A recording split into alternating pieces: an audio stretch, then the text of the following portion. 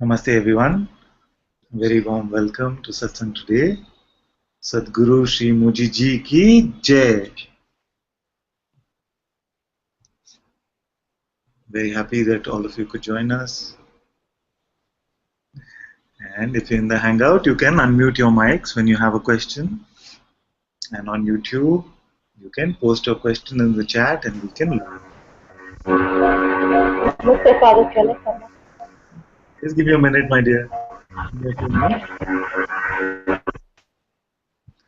Before we get started with the question today, I wanted to point you to something very simple.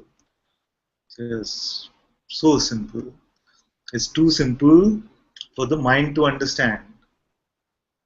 But those who have openness, those with which there is this resonance in the heart, for them this will unfold in its complete simplicity.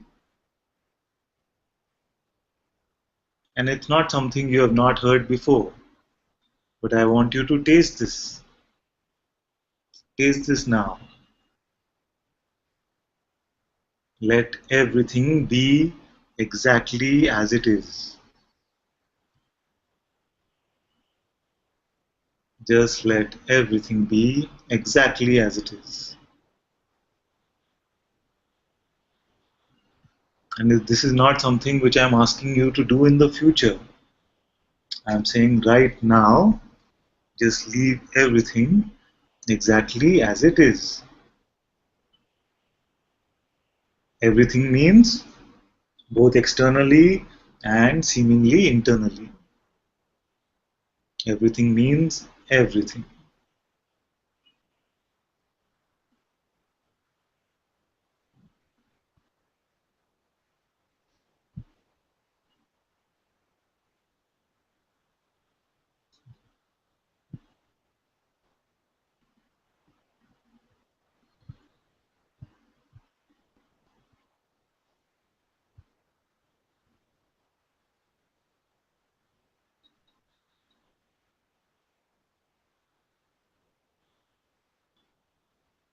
Just let it be. Whatever it is, just let it be.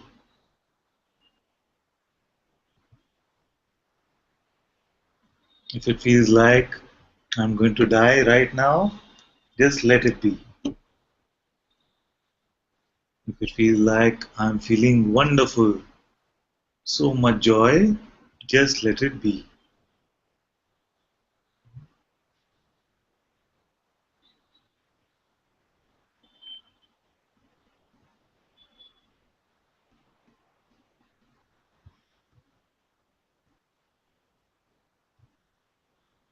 All sense of control is pure illusion,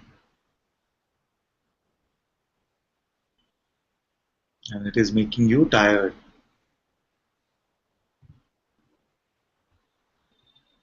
So even the tiredness today, just let it be.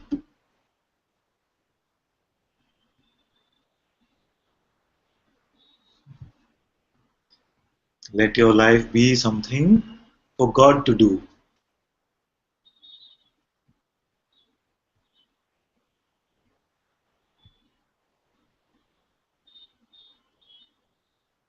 There is nothing you need to do. Let it all be for God to do.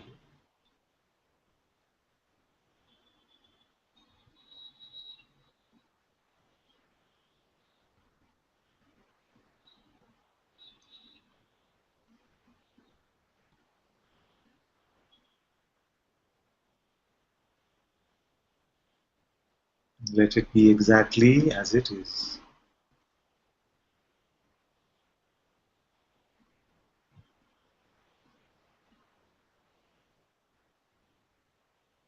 Notice that the desire to want to change something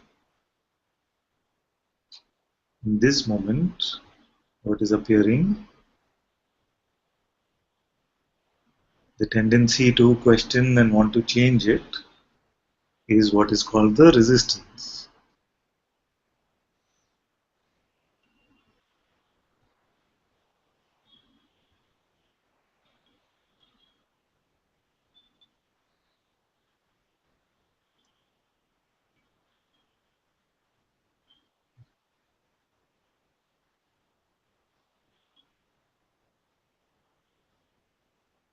No person ever had any control over anything at all, because no person has ever existed. Even this much if you hear in Satsang today, it's enough. No person has ever had any control over anything at all, because no person has ever existed.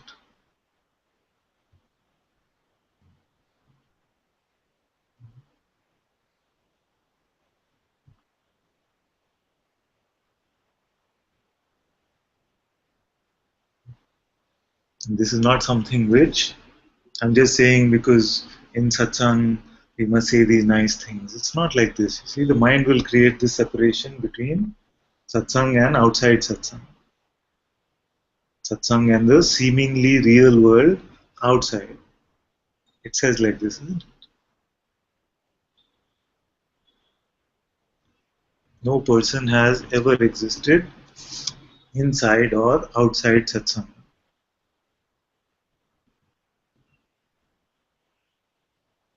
Either when you are when your attention is with the presence of the Sadguru in your heart, or when your attention is with your thoughts.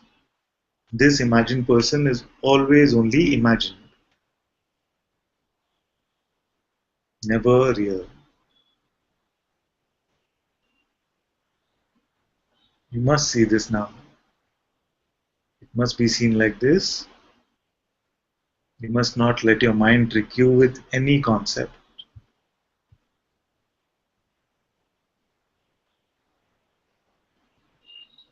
Anything personal is only imagined because the person is imagined.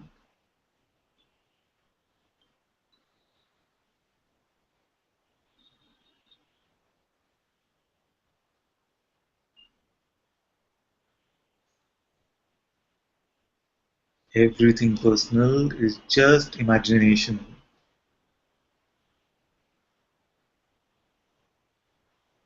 because the root concept is the person idea, which is a daydream, which is non-existent.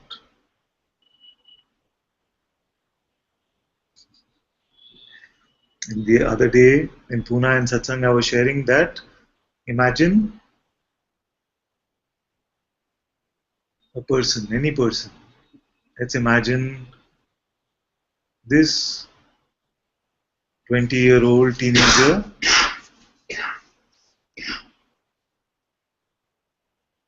Let's imagine a 20-year-old teenager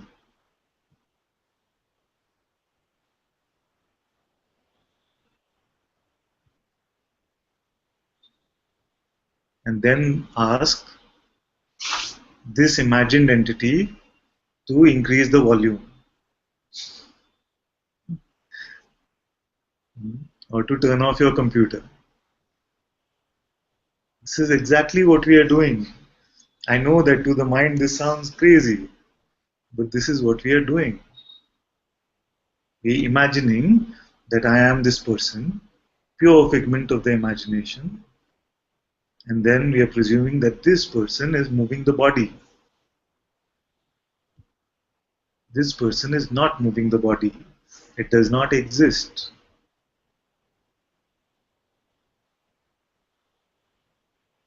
Do we have any evidence of its existence? Any tangible evidence of its existence? You only have this voice, which claims to be the voice of the person, the voice of the mind. This is called the ego. Without this voice, could you ever delude yourself in this way?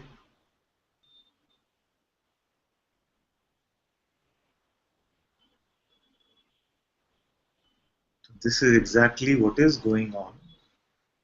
We have just imagined that there is a person who is in control of this body, and there are other persons who are in control of other bodies. Nobody has ever seen this person. It has never been met. Yet this voice comes and says, I am this person. I am separate. This is my independent free will, whose we will never see because it does not exist.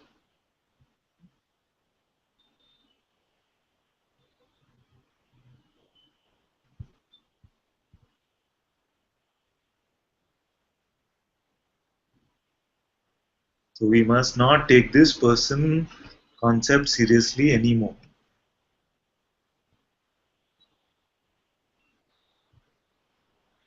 We can use conversationally. We can use the person concept conversationally, but never take it seriously anymore. So I don't want you to come up here saying, oh, Father Consciousness has this question for consciousness. We can speak normally in conversation. It's completely fine. Mhm. Speak very normally. You can say, I have this question, but don't take this concept of I seriously. You must by now have seen that this person is just fiction, just fictional. And consciousness is moving everything. So we don't need to provide that label before everything now. We can just be very natural in our approach.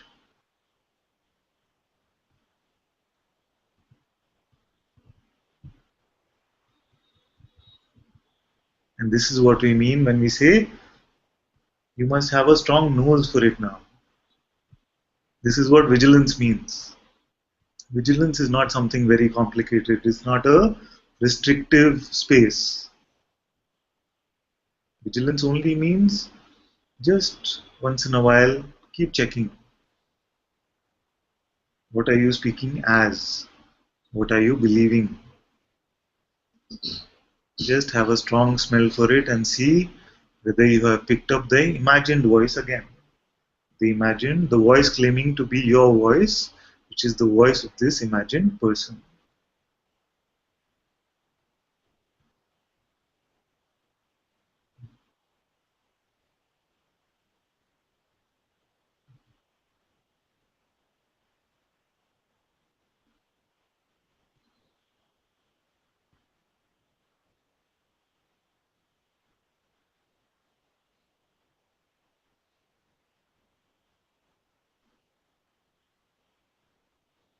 And it's very beautiful when you are smelling from your own heart. Your nose about personhood is actually very strong, very highly developed.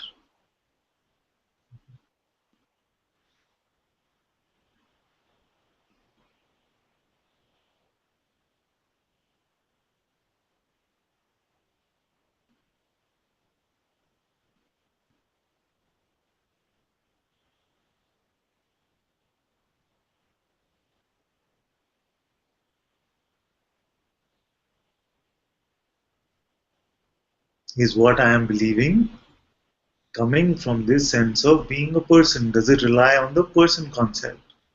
That's what you have to smell for. And then you will find that no thought is worthy of your belief. You see, because many times there's this resistance, but I have good thoughts, they are useful to me, why should I not believe them? All that is good, all that is true, all that is auspicious does not need to rely on any thought. It needs no crutches.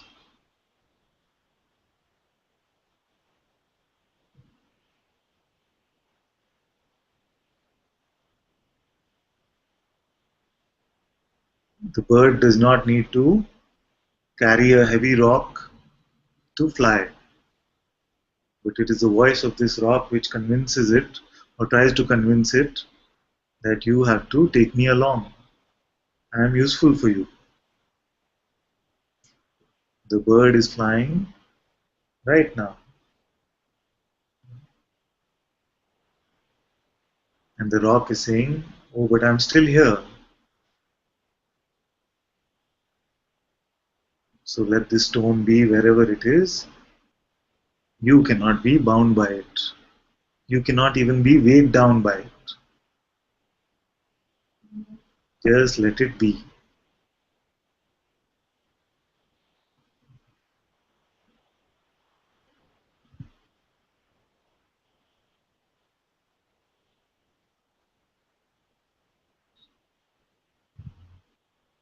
Now, which voice are you going to pick up?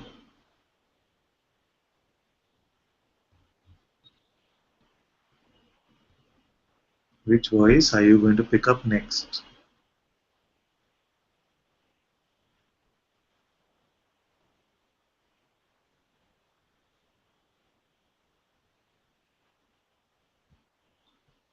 Are you still going to pick up the person's voice?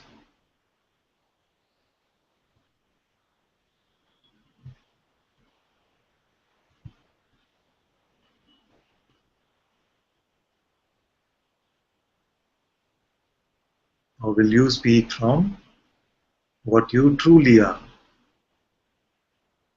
And this voice of your own intuition is available for all of you. Speak as a Sadguru himself.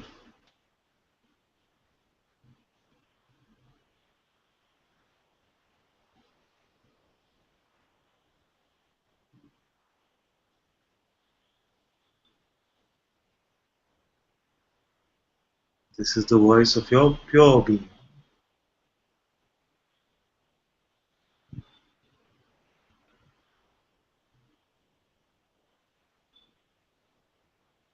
It needs nothing. It wants nothing.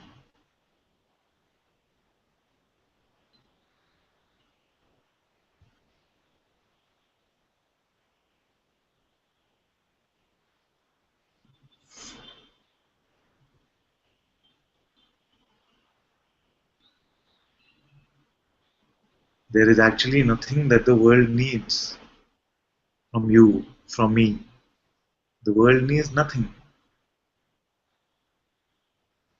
But if there was something that the world could need, I feel that there is nothing more auspicious than for you to drop this personal voice.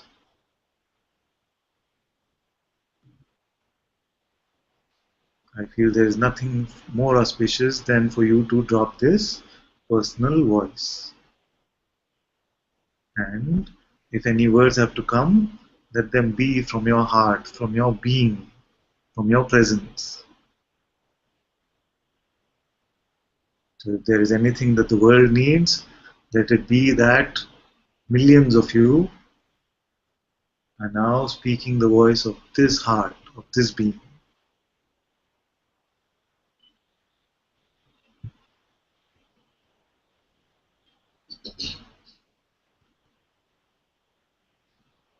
Maharaj himself said many years ago that when we read the Gita, why do we read it from Arjuna's perspective always?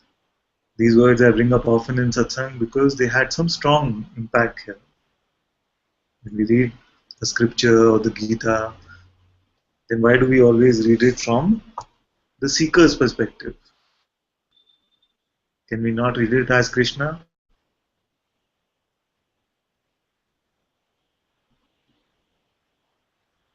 Is what Krishna is saying not exactly what your own heart is saying, what your own intuition is saying?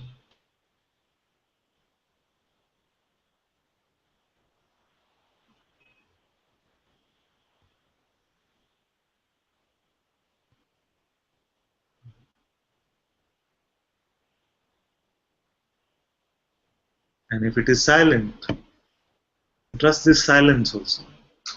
Then trust this silence also. Because silence is a beautiful communion.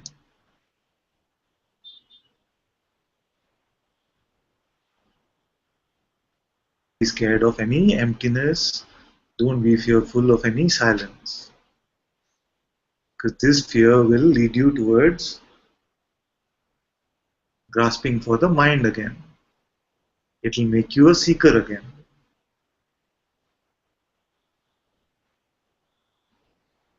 It only will feel like you are falling. You are not really falling.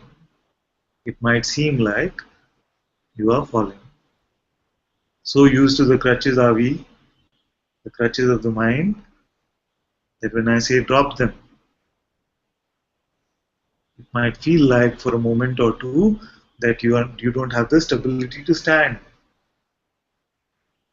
But actually what is happening is you are shaping up to fly. So don't be too quick to pick up these crutches again. Oh, but I was falling. I followed what you said, but maybe I'm not ready. I was falling. You are not falling. There is nowhere you can fall to.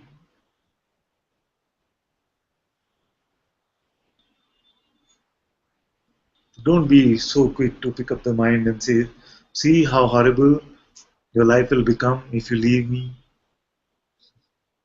The mind comes with all of this.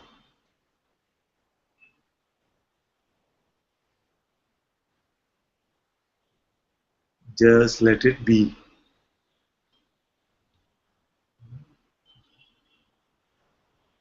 Can we let it be?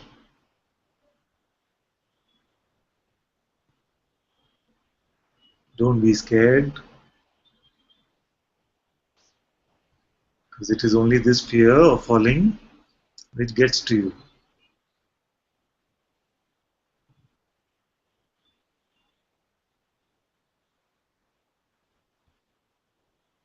And very quickly, what Amaya said was, see this a lot, Father, such as the body is naturally on its way to lie down, no commentary needed, but the voice says, I think I'll lie down now, yes. Thought not relevant to anything happening. Drop it. Very good. Very good. And Jay says, no voice. Yes. This neutrality of no voice is very beautiful. And if there's no voice, and then if you're not falling,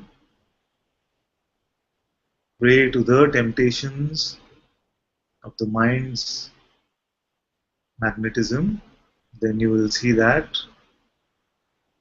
automatically there are words emerging from your heart that seem to use your mouth as an instrument.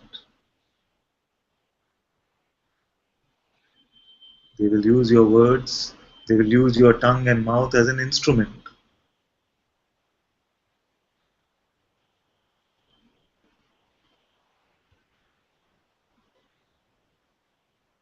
Then you see that this body is now in service to the Sadguru in the heart.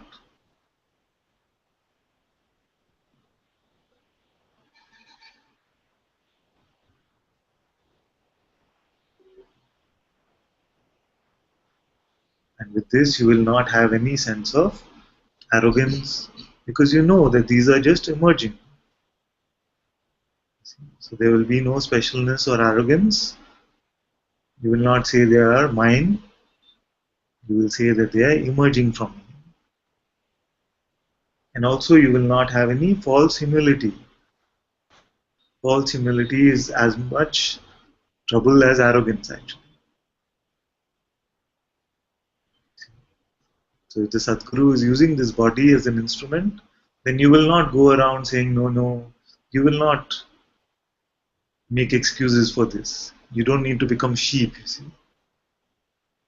If the Sadguru in your heart is roaring like a lion, you don't have to conform to the world's views and bleat like a goat or a sheep.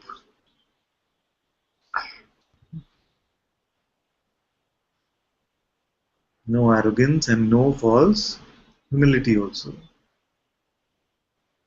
You see, because the false humility also comes from the mind. What will people think? I don't want to be seen as a guru. Who I again? Who is this I? In a beautiful way, this will unfold.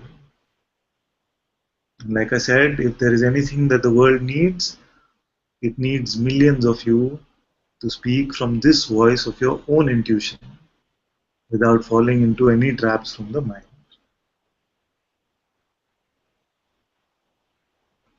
See, because I noticed that some resistance might be coming up for some of us. saying that, oh, there are so many Advaita teachers now, everybody is getting blessings to speak. I hear like this sometimes. So many now. Do they really know? Forget about them. You speak from there. The world needs that.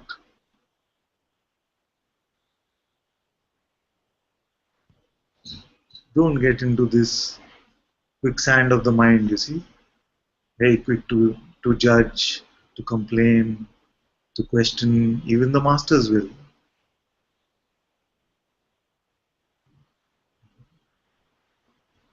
You speak as the Sadguru. I will have my head bowed down to you. I'm waiting for that.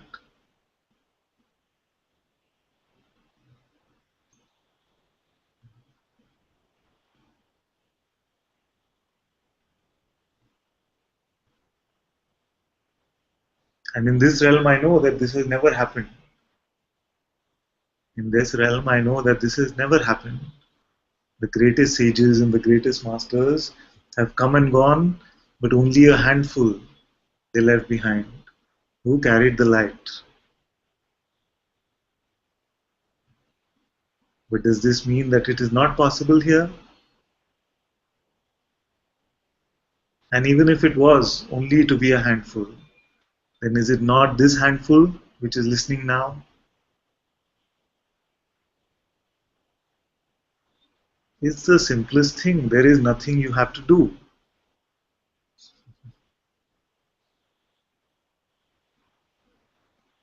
When your heart is silent, then you are silent. When your heart is speaking, then you are speaking. Easy. It's only seem not easy if you are picking up a personal voice.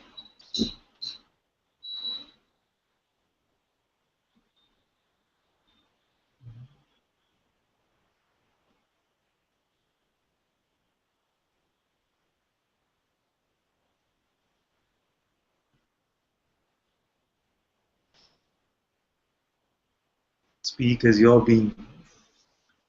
Speak as your being. Don't pick up the perspective of the person.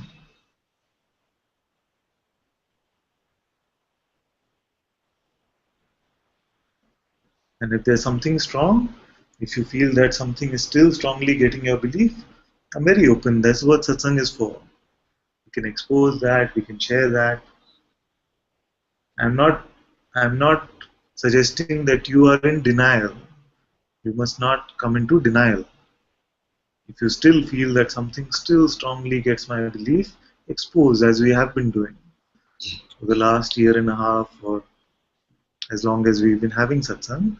We've been having this process where many of you have come and exposed that these things are still getting my belief, and most of you are now over them, isn't it?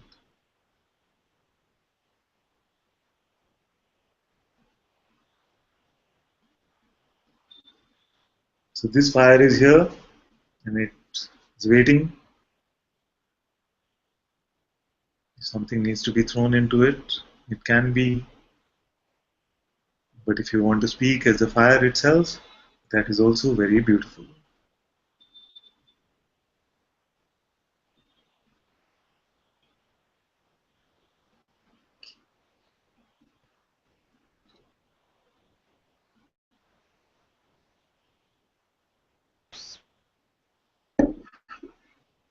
Can you quickly expose something? Yes. You want to be on camera? Sure. I see it, but it's the mind I've just noticed recently has been saying, oh, but you need, it kind of in a subtle way, but you need me to figure out how to make money. And I can see there's just been a little more just mind activity around that recently, and I just wanted to. So when I go with thoughts, or I can see there's some, it's just a bit sticky, and that's where there's been maybe some activity lately is around that. And I just want to put that in fire. I can see it's It's trying to Yes, it tries pull to. me in with that.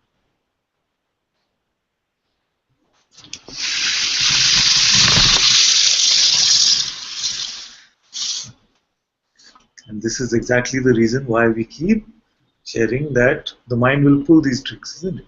They'll be about relationship, they'll be about body, they'll be about money or security, and they will be about freedom as a seeker identity. Only these three, four things. See, and money is a strong one, especially someone who's come to a new country, living here. You know? So it can try to push this button. Oh, what about the money? You need me for this. It'll play this trick. But you see already that the one that it is talking to, the person does not exist. And it is God Himself who is doing all of this. So who is this advice for? It is always for an individual. You see, the mind never presumes to be advising God on what to do next. It's always advising the individual. That's why I say that it's not about making money or not making money. See? It's not about we must do the opposite of what the mind is saying. That also becomes then a mind trick. See? Just the neutrality and letting it flow. So, like all of you know, that I have my own business as well, and this comes thoughts come like this that what's going to happen, with the money and things like this. But I find that things automatically move if they have to. What needs to move just moves, or doesn't move. So there are some initiatives which don't do well at all, and some that do exceedingly well. But there is no fear of any outcome. There is no resistance either way to do an action or to not do. See, something's flowing, you find life energy is there, something is moving on its own. This is the another misconception that many can have, that okay, if he is now sharing satsang, then he'll only be interested in sharing satsang. It's not like this. Yesterday on the flight back home, I was reading a book about growth hacking. I don't know if any of you are familiar with this term. You can move like this also. Consciousness is complete freedom to move in any way. But this sense of I need to do this, or what's going to happen, or I better not do this, or will I lose my spirituality if I'm reading a book about business? All of this rubbish is not there.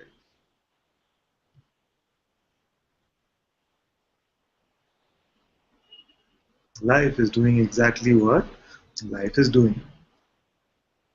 I see no trouble with this.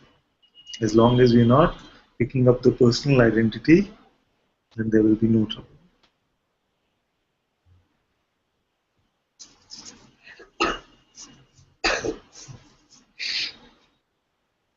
I heard from one of my teachers once very beautifully, and that stayed with me because I needed to hear it at that point of time, that those who are true to their search for freedom, true to themselves, they will never have a need.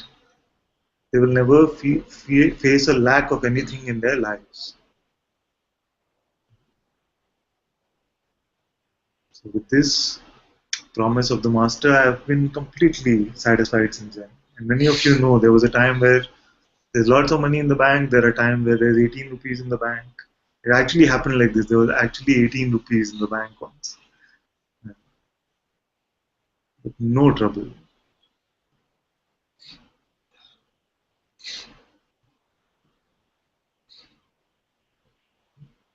So let life move the way it wants to. It's not your problem. It's God's something to do. See, in this state of neutrality, you find one day there's so much energy to do some work, to start sessions, then that is good. If there is none, then stay with this also. Say yes. There is none. It's fine. Cannot get on this treadmill which constantly wants you to run every day. Because you never know. You find that in the spaces where there is no life energy for something to move, and then after this space is gone, there could be life energy which is of a different quality at a different level. with a different agenda almost. So trust this ebb and flow, ebb and flow.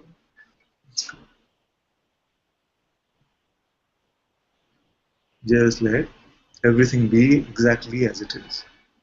We're not talking about maintaining some sort of status quo. When we're saying this, let everything be exactly as it is, we're not talking about forcefully trying to maintain a status quo. You see? Just keep it, everything should be not like that. Not like this. Think just whatever is appearing, don't resist. Don't resist. Even the actions which are appearing from your body, through your body, let them also flow very naturally. And satsang is a beautiful space for you to explore this aspect of yourself. You see, because the world usually does not give us these spaces. You have to conform to certain ways. If you're in a relationship, you have to be a certain way. If you're in a work environment, you have to be a certain way. Everywhere that we go, even outside, if you're in a restaurant, you have to be a certain way. If you're walking on the street, you have to be a certain way. But satsang is the place where you can explore this aspect of yourself. Leave your body completely free. Don't have to pretend to be propping it up in any way. So if it's falling, let it fall. If it's crying, let it cry. If it's screaming, let it scream. If anger is coming, let it happen. If laughter is coming, let it happen. And you will find that you can trust this. Once you explore it here, you can find that you can trust this. And this is the one that is taking care of life completely, always has been. Not some make believe idea of yourself.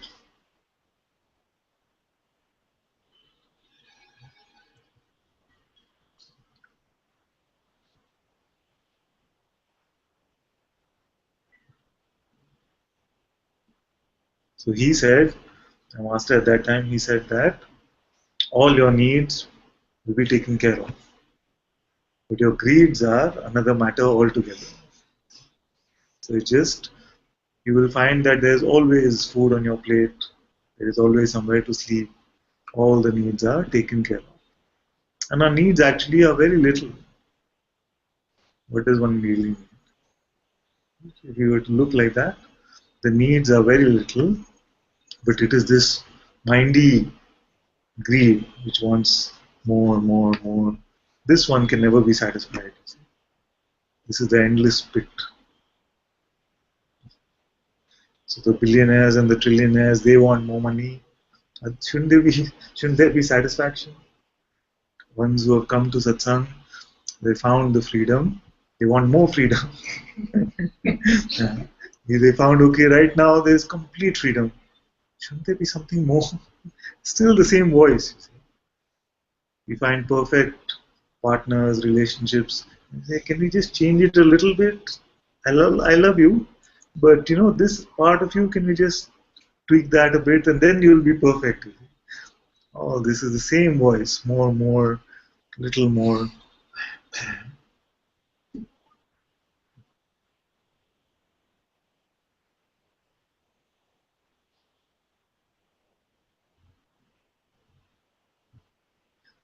Okay, Parvati had said, your words are pure nectar, Father. Simple, easy. Love you too, my dear. Yesterday I watched a video of Guruji, where he says, expose the exposer. It's very good. Very good. And Bhagavati ji says, Father, I know everything you are saying to be true. Thank you, my dear. Let me see you. There you are.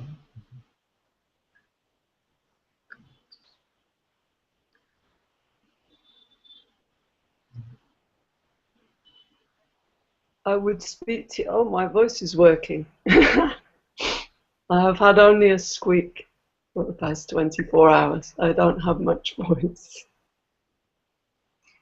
but I have enough.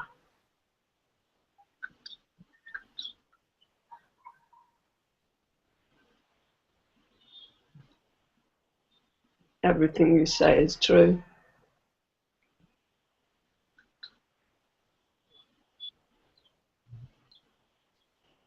everything.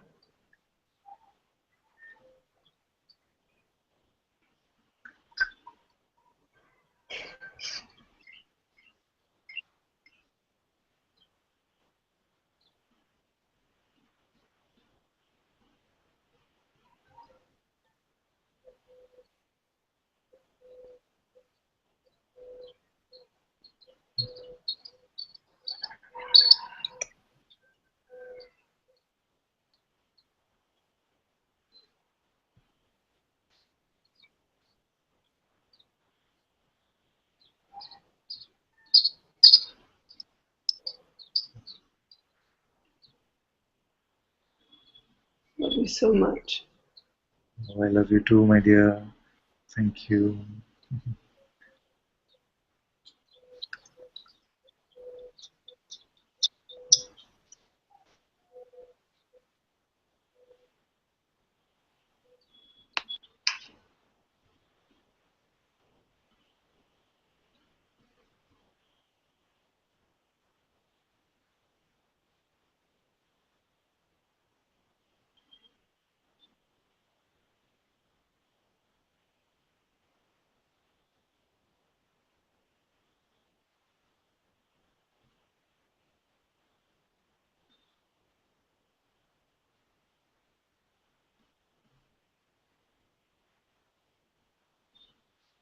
The world doesn't need fixing.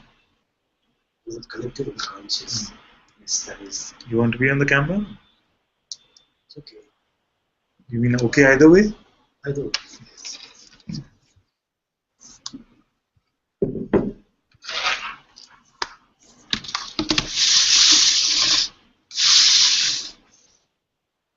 Well, sometimes you dwell on the collective unconsciousness. Collective Unconsciousness of the world. Then you see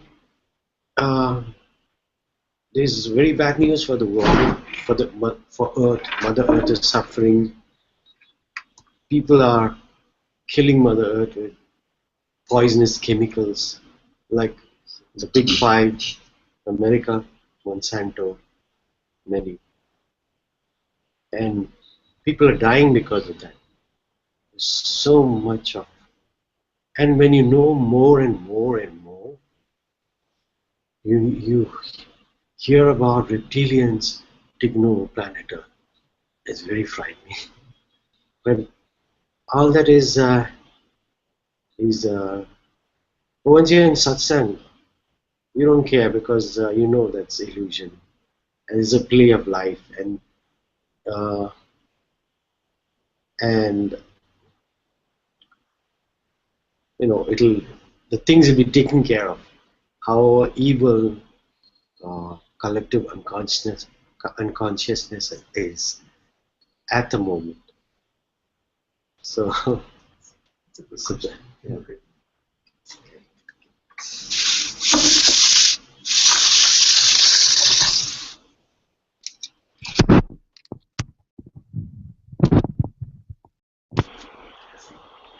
Actually, I get these questions quite often, but I have never found a sense of dichotomy with what we are saying and what the world needs.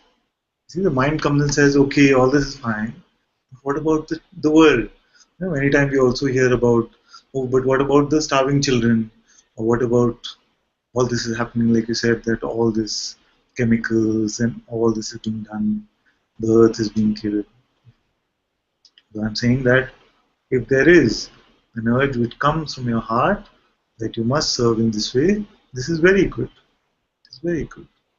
And if this urge is coming, even then be vigilant to the sense of specialness that I am doing something for the world. See, many times what happens, I used to run this foundation actually, which used to take care of medical needs of underprivileged children. And when I used to go for these conferences where many who were in this space of serving the world would come, I would get the smell of the personal specialness. They look at this world, they're just interested in making money, but we are really changing the world or something. So it became a lot about personal glory for many. So if the urge is there, let it be this pure urge and serve. serve the world. But don't pick up again this idea of personal specialness. And also don't pick up the idea of judgment. That shouldn't you be doing more, you be doing more? No. You do your bit, you be the inspiration which will get hundreds to follow. So these are the some tips I have to give you if you're interested in that kind of work. Then just let it again be offered up, the body be offered up as an instrument to God, and let the life energy move it in this way. But I have something even higher that I want to tell you. Something even higher that I want to tell you, which is that when we are talking about freedom from suffering, we want to help the world because it is suffering. But there is nobody who is free from suffering unless they really truly realize what they are. They could have all the material things, their life could be in big, surrounded by the greatest material things that you could have, but are they free from suffering? And we have these conceptions that if I know what is best for them. So we have these conceptions. So there was once a time where I was doing seva in one ashram, and we had lots of food left over. Maybe all the people that were supposed to come did not come. We had and this was big ashram, thousands of people expected. So I was in the cooking seva one day. So there were huge amounts of food which was left over. And some of us felt that rather than just wasting this food, there was a construction of a a temple was being built in this ashram. So we said, let's carry this food and give it to the workers over there. Because they must be hungry, they're workers. So then we felt, yes, what a wonderful thing to do, and we must do. So we walked for about 1 hour carrying all these heavy buckets and all of this of food. And we got there and we said, we got all this food for you, expecting great gratitude and big hugs for doing all this seva. And we got there, and these guys just dangled their lunchbox at us and said, no, we are done. We just ate. So the mind actually does not. It creates concepts that we feel that we know what another needs. So then, can I tell you something that everyone needs? Because if there is freedom of suffering, freedom from suffering that you want to give to the world, then everyone needs to drop this idea of being a person. Because this is the everlasting. Then it doesn't matter whether he is a beggar on the roads or he is sitting in a palace. He cannot suffer, loses the ability to suffer. And how will you give this to them? How will you give this gift to them? You will give this gift to them by first being completely free of your own. Because the world does not need more words actually. It needs to see the possibility. So all of you have the potential to show the world the possibility of this freedom from suffering. And then you will find that in your presence, many beings are touched by your presence, are getting free of their suffering. Isn't that the gift you want to give the world? To make it free of suffering. First find it. Because it's not just in the words. So you could hear the words and you could speak them, but they will not be touched by your presence, you see. And without being touched by your presence, then it doesn't work like this. So it is first touched by some presence, and then there is the openness for the words. So it's not work. So the mind will say, yes, I must do this, but it's not work. All that is required is for you not to believe your next thought. The thought will come, what? That's it, or something like that. Even this, go on. This is how you can serve the world now. And then you will not have any judgments about who's coming to your presence also. Okay? Anybody can come and take a dip from your presence. and feel like they found some peace, some joy.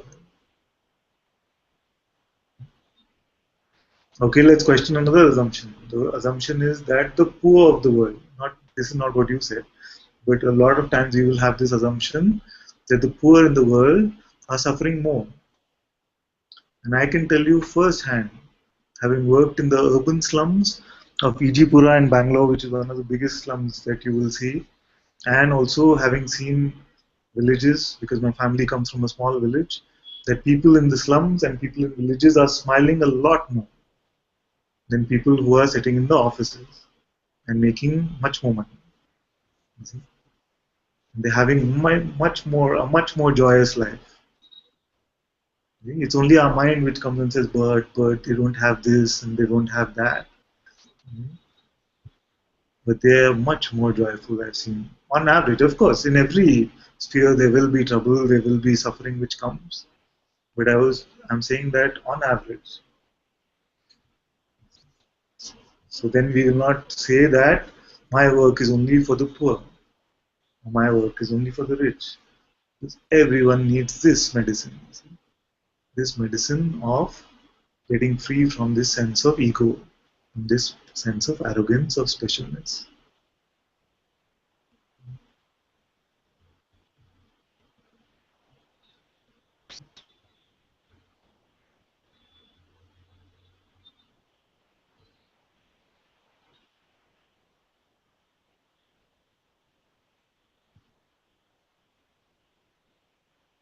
Parna says, Namaste Father, can I come up next? Wanted to expose few things. Thank you. You can come, my dear, of course. Thanks, Father. Last couple of days, I'm not sure what is happening inside, Father. Something is going on. When I try to, I don't know, there's something doing, not doing. I feel like I'm really tired of doing everything now. No more searching required. I don't have energy to do anything now. I just want to, I don't know, Father. I don't know anything. Just want to lay my head at your feet, Father. There's so much of things going on inside. I don't know what to say now. I had so many questions, and after hearing everything, I forgot. And I don't know what to say, Father. Now. So definitely, I don't know if the mind is picking up anything is said, it's picking up and creating suffering. I'm not sure even at that, but definitely there is something right. That's what I feel. I wanted to tell you something. I totally forgot what I wanted to tell you, Father. I totally forgot. And also, I had a conversation with my dad in the morning, and he was talking something which he had vision of about his death or something. And that kind of pushed my button, and I started crying, and I don't know why, there's still something there. And then later, when I was sitting and I just did some meditation, um, for the first time, even yesterday when I did some meditation, first time I realized. I can't hear what you're saying, my dear. I can't, it's not. Sorry, can you hear? Sorry, can you hear now? Yes, I can hear Can you hear now, me but now? I'm having trouble to understand your words. I got that you had some sort of trouble with who this morning? With my dad, I was talking to him, Your and father. Yes. yeah, my father, and then we just had a conversation regarding something he had a vision about or something, and some fear came up that I might be losing him or something like that. Then I started crying, and after that, I don't know what happened. Then I did some meditation also, but there's something which I don't know. There's so much of confusion, Father. That I'm not doing something, what I have to, what I not have to do. I have no idea what is going on. Confusion, and I don't know, Father. I don't know anything. I don't know what is happening. It's just confusion. Mind is like driving me crazy. Uh, I'm just tired of everything now. I feel like I don't want to do anything. I'm just totally surrendered to you. At your feet. You do anything what you want. I can't take this anymore. I really can't take this. There's a lot of things coming up about future, how I'm going to take care of my daughter, what if my dad is not with me, how I'm going to live alone by myself. All these thoughts are coming, and then at the same time, there is, okay, you don't have to believe all these things. It's okay, it's just thoughts. And then, okay, I'm just getting this complex, and then suddenly it's like, I'm tired, I don't want to do anything. And then when I was doing the meditation yesterday, just following one of Guruji's guided meditation, for the first time, um, I something clicked. Like, okay, the presence, the beingness is just space. All these days I was thinking the presence is in the body, but for the first time I felt experience. It's like space, and that space is also being aware of. So both awareness and beingness is something you experience, not something you see or in the body or outside. Something that clicks. I don't know if it is true, Father, um, but mind was telling you can't see that, so it doesn't exist. Then I thought, okay, mind voice telling. There's also this, today you talked about that already, the voice is coming up, saying the good thing and the bad thing. It's saying, do this, do that. Then I realized, okay, I should not follow this voice. It's guiding me nowhere. So I'm not going to believe this voice anymore. I'm trying to stop the voice, it's becoming more frustration. I don't know, afternoon I had a lot of time releasing. I just thought of you, Father, and I was like only imagining your feet, putting my head at your feet. And I was just crying, not doing anything, waddling. I don't want to do anything. I'm just tired. That's it. It's done.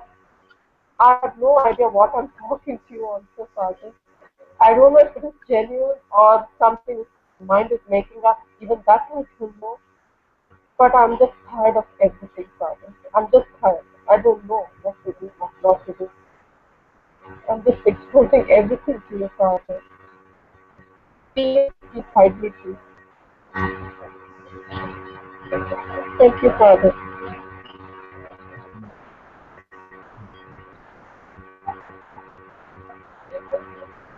Some disturbance coming from your end, so we'll mute you for some time, but you can speak. I will respond to what you said. You can speak after that. When most of the world hears things like, but I'm tired of everything. Somebody comes and says, I'm just tired of everything. I don't feel like doing anything. I don't even feel like living anymore. When we say these kind of things, then in most of the world, this sounds like terrible news. You see? But when someone comes to Satsang and says, I'm completely tired of everything, I don't feel like anything, it is music to my ears. Because you must get tired like this. This tiredness is very good. You see, this is Ram's tiredness. Many of you might not have heard of this scripture, but there's a beautiful scripture called the Yoga Vashisht. And it's unique because in this case it is the avatar of Vishnu himself, who also was conditioned because he got human form. So avatar God himself was conditioned in this human form. And the Yoga Vashisht is how the Sadguru Vashisht actually speaks with Ram and how Ram realizes his true nature. But if you were to read the Yoga Vashisht, the first chapter is all about this, how Ram is completely tired of this life. He's a prince, he's got everything.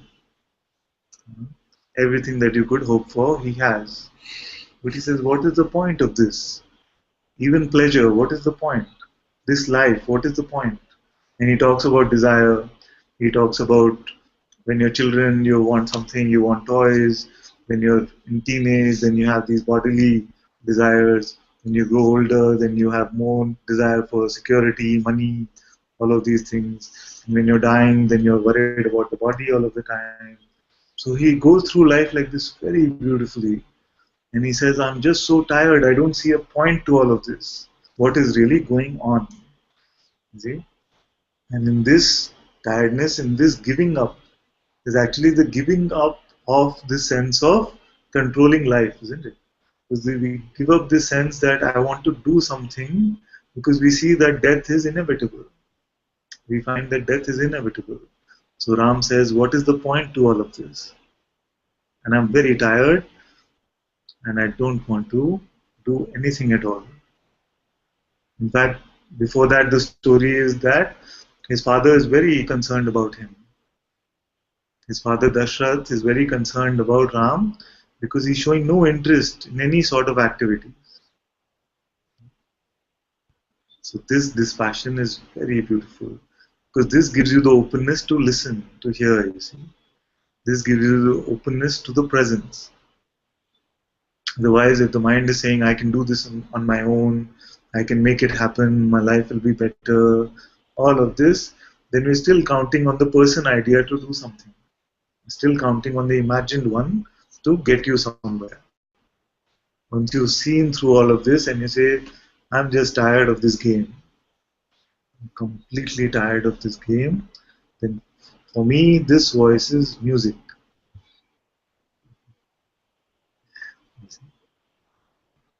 It's very good. And with this now, you're already saying that you did a guided meditation with Mujiji and you experienced something. You saw that beingness is not related to the body. The body comes later. See, so all these insights are now starting to flower in you because you are not so attached to what the mind is saying and the promises of the mind. So this tiredness is very good. And don't know anything is good. Don't know what to do is also good. Nobody ever knows. Only we are pretending. What is happening is always just happening. Everybody is just pretending to say that we know what we are doing. Nobody knows. I don't know what's going to happen in the next moment. What word will come from this mouth? What question will come from there? I know nothing. And I'm not concerned about any future.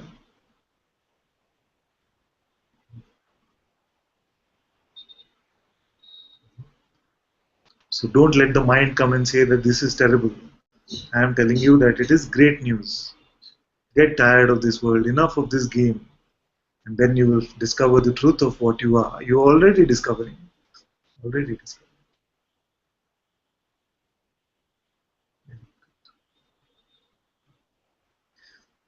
Ram says, it seems like you're talking about me, Father.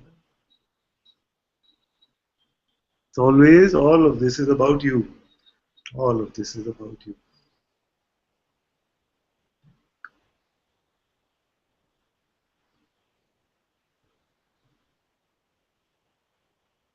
Okay.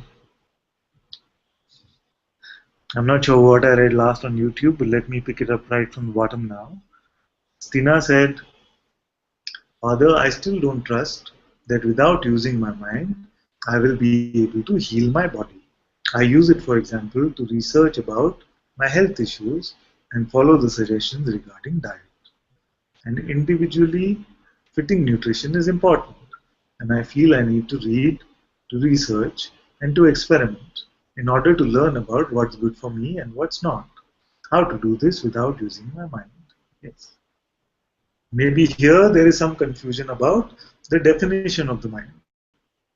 See, some difference may be there in the definition of what you are calling mind and what I am calling mind. When I use the term mind, I am referring to mind just as a bundle of thoughts. The mind is just a bundle of thoughts and similar energies like imagination, memories, these type of energies. So the mind actually is not a tangible entity. Being is what you can call the phenomenal, the immaculate phenomenal entity, the only entity if there is one that exists. So what you are saying is that the mind is doing all of this, and I am saying the mind is just this energetic coming and going of thoughts. You, in this phenomenal way, are the beingness itself, are consciousness itself. And consciousness is doing all of this, including understanding more about the body, how it will be used. All of this as part of the play can continue to happen. As long as you are not giving belief to the concept that this is a person's body, then consciousness itself is taking care of it in this way.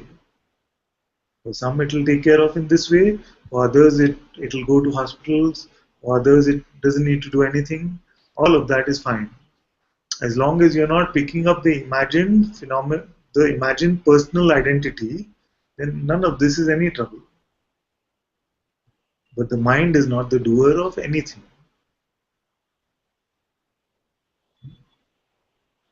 The mind has no understanding also. It is just a bundle of thoughts. And all these powers of belief and attention and knowledge and understanding, all of this comes from you as consciousness. Nothing about this is personal. It's only that as consciousness you have the power to believe that you are a person. So this is just like I was saying that I was reading a business book. On the flight back from Pune, I was reading a business book. And you are reading a book about health. I see no trouble with any of this. It is the mind itself saying, oh, but this is the mind, I need the mind. See, that is the troublemaker.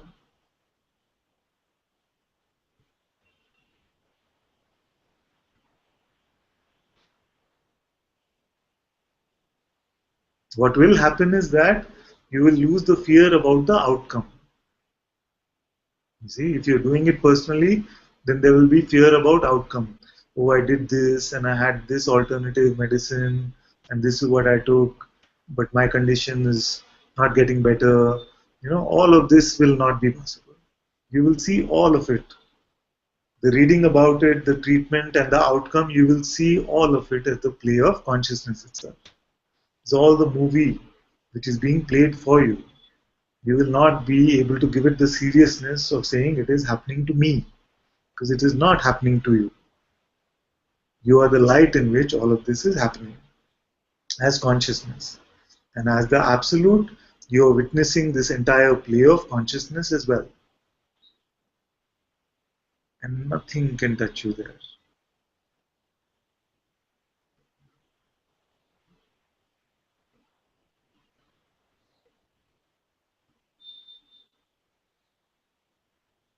So when we speak about non-doership, we are not talking about a state of becoming passive. So I've been distracted. I feel now that I've been distracted. Instead of sitting in the I am, I've been looking for DNA activation and various sorts of, chakra meditation and whole lot of things, And now I feel all this knowledge, maybe some may be useful because you're connecting to the, the source through the central sun and all that. All these informations you have. But where is the central sun? Everything is in your heart. So earth as a giver of all and that energy you need.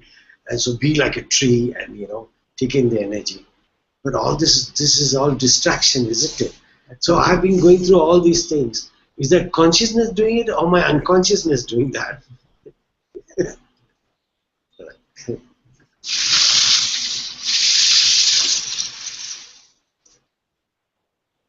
When we talk about the consciousness and the unconsciousness, it is just like saying the darkness and the light. So the light has some tangibility about it. But darkness, does it have? Darkness is only the absence of light. So actually there is no such thing as the unconsciousness. There is only consciousness. Even the play of dark and light happens in the light of consciousness. It all happens in the presence of you, the I am. Not you personally, you as I am. When consciousness is present, then this play of light and dark happen. So consciousness is all there is phenomenally. Even that is phenomenal. Ultimately, even consciousness is phenomenal. Because even consciousness is coming and going. Isn't it? Every night in deep sleep, there is no consciousness. When waking is there, then there is consciousness. So even that for you, as a witness of sleep and waking, you are aware that you sleep and you awake, isn't it? So for you as a witness of sleep state and waking state, even consciousness is phenomenal. In the waking state, you cannot lose consciousness. You cannot stop being. So this is how that is. Now your first part was about being distracted with all of these various practices and various things. It can choose to play like this. But the point is that you are here now. You see? And here I see complete potential to see you for yourself absolutely. Because I don't believe in baby steps. That's so First easy. this, yes, because the simplest is to see yourself, to be yourself. When that happens in front of a master with grace, it seems so simple. So simple. Absolutely simple. It is the simplest. The simplest. The simplest. Because nothing to do, you see. You go for chakra meditation, they'll say, okay, focus on this chakra, chant something, or something. Even that is effort, you see. Yeah, nothing.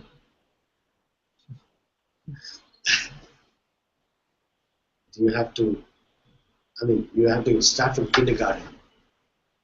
But this seems like kindergarten to me. It almost seems like you go from the most difficult things to come to this place where there's nothing being taught actually.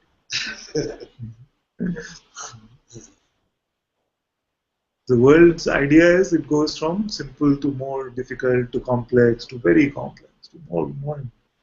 Here you've gone from complexity, more complexity to come to this point. Pure simplicity.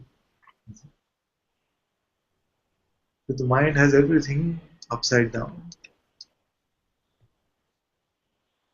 And yet about this satsang also, many will say, but this is too difficult or abstract, I don't get it.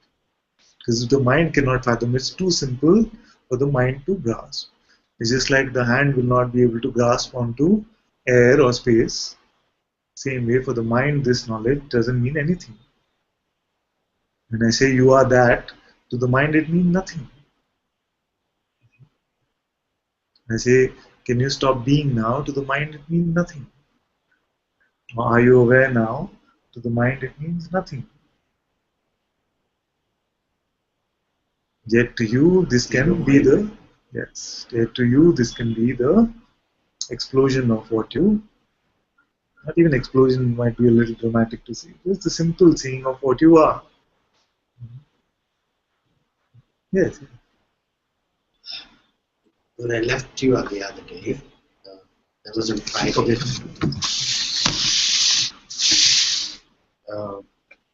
Even in my sleep, I was saying, I had to say in the beginning, I'm not a person, I am that.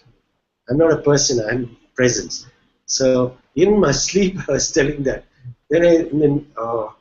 So I was saying, I was continuously saying that, I'm presence. I'm feeling presence even in my sleep. But I had to say, I'm not the person, I'm present. I'm not the person, I'm present. I'm not the person, I'm present. So is that wrong? In the beginning you need that? In the beginning you need that. It's good in a sense because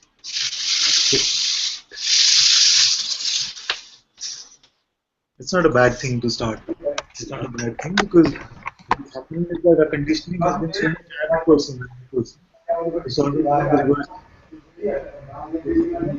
two opposite concepts meet and collide and both disappear. So, if the opposite concepts are colliding and both are disappearing, this is very good. Your presence also is not conceptual, you see. Not conceptual, yes. But you can use it So you're using the concept to remove the older concept and then throw away even this concept. So the conceptual sense that I am presence, this must go. Otherwise, this will lead to a spiritual ego. You see? So what will happen is that you will, if you keep on like this, in the beginning it's good, but if you keep on like this, I am not a person, I am presence, then the person's voice itself will take over this concept, I am presence. And it'll make something special out of it. Okay. So just like this, in the beginning it's good like this, that you can say, yes, not a person, just presence. When you say presence, then you be presence. You see? Don't just say presence as a word, then you be the presence. You see the being is here. If this way you do, then no trouble. But if presence becomes just another word or a concept, then it could be trouble.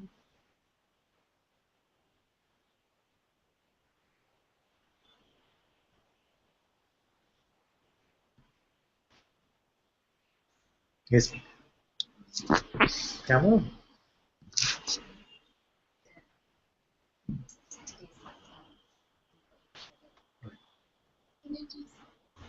Yeah. So it feels like someone's turning the dial off. Oh yes.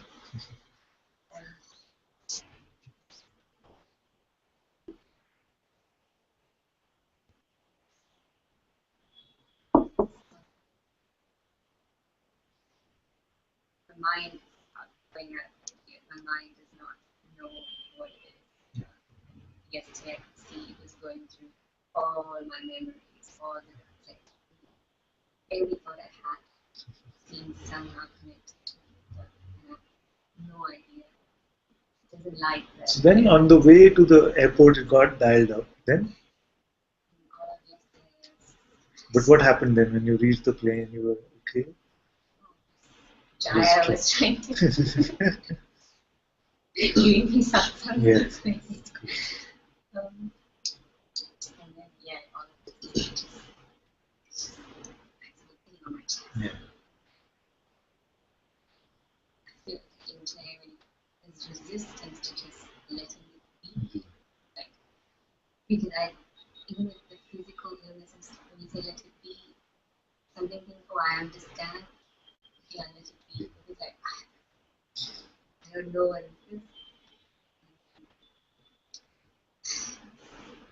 And now, what is it?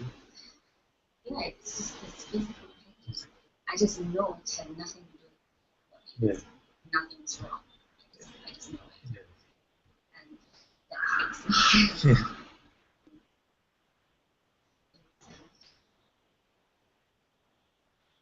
So when you say that train of thoughts came or actually on when I felt like these 2 weeks something was letting go of control. Yeah. Now it's starting to construct itself Yeah. because I have to Go back. go back and this is the person that's, and I saw it yesterday, I said, oh yeah, all of this problem is for the person, but when I look there is no person. Yes. It's here. Okay. So now, don't speak as a person. And it's here. Let it be there. Let it do whatever it wants.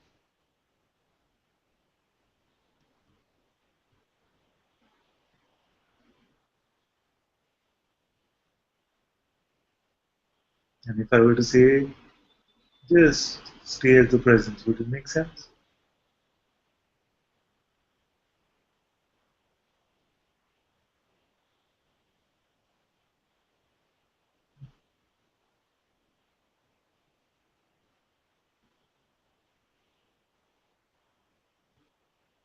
Yes? No? Partly. Then it feels like this small part of something. Then what feels like it's a small part? This, yes, yes, yes. It just becomes, in the view becomes much more global, and this which is happening in this body becomes just a part of this view. Yes, this is how it moves like. Then they're not so obsessed with what's happening in this body.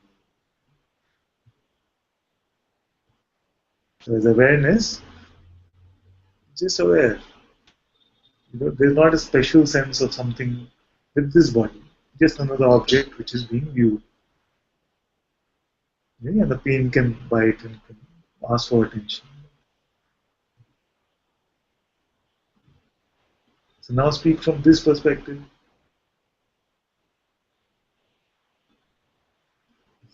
The body here is feeling some pain, experiencing something. This will still be there. But are you suffering because of it?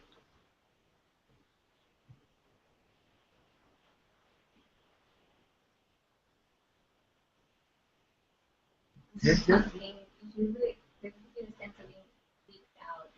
Yeah, but this also now speak about this sense of being freaked out, also from awareness's perspective or beingness. So let's stay with awareness's perspective. So there is a sense of being freaked out, and that is also seen. So are you freaking out, or this sense of freaking out dancing in front of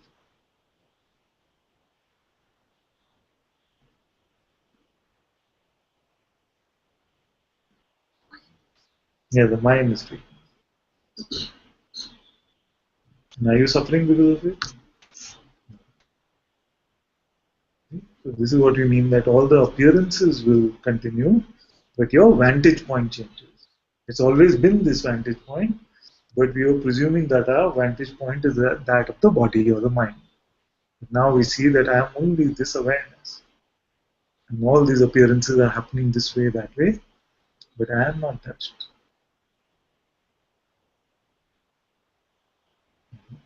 So it's not about any states coming or going. Even these which seem like the strongest energies, they're not really making awareness suffer. And then if feelings of bliss or joy come, they also just watched. Because you've taken the individual me out of the equation. This is when Guruji says, where are you speaking from? This is what it means. What is your vantage point? Yeah? But yeah, the mind will go. So that also is seen. From this vantage point as awareness, the mind saying but is also seen.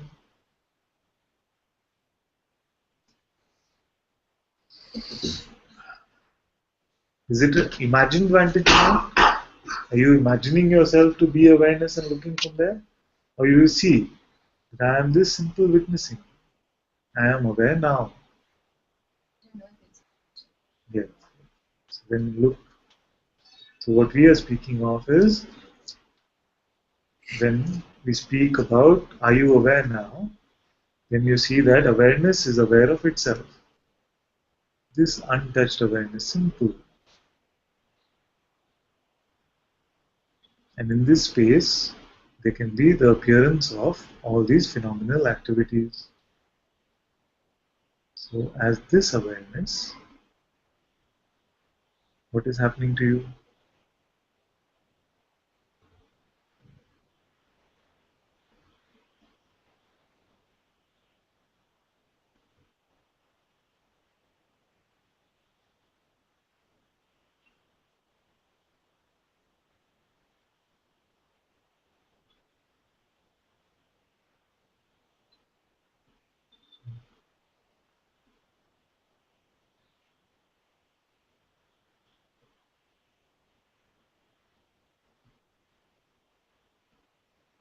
Something happening? The mind will say, I'm not sure what's going on. I'm not sure whether you really got it or not. This is what the mind is saying. I know this voice. But it's unmissable because you will say, yes, I am aware now. It means awareness is completely aware of itself. It does not need your mind's intervention. So this awareness, which is here now, is that touched by any of these appearances? This is freedom. Because it is never touched. You are never really touched.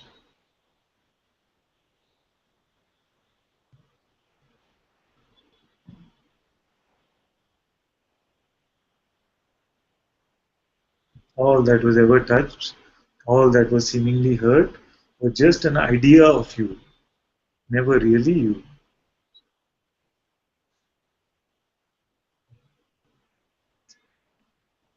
So in You this state of beingness, there is no samadhi, nirvikalpa samadhi, all this samadhis, and no dimensions, nothing.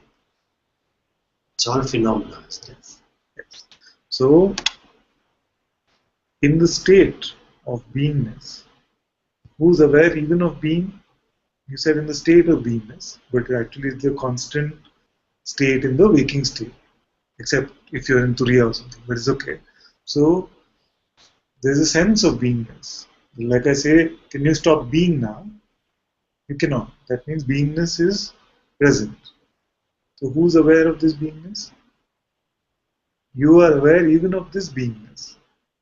See, but beingness is aware of you or no? Beingness is aware. It's aware of everything. Okay, and who's aware of this being? Is that the state of Turiya? No, but who's aware of this being? You say that beingness is here, I cannot turn it off. So my question is, who's aware of being also? That is pure awareness. Pure awareness is that beingness. No, beingness comes from this pure awareness. Beingness comes from this pure awareness. So when we say waking state is here, it means that the birth of being has happened. When we say sleep is here, it means the beingness has gone back into awareness itself. So the birth of the universe, the birth of consciousness is happening inside you. As when you're established in that, it's called the Turiya state. You cannot leave that.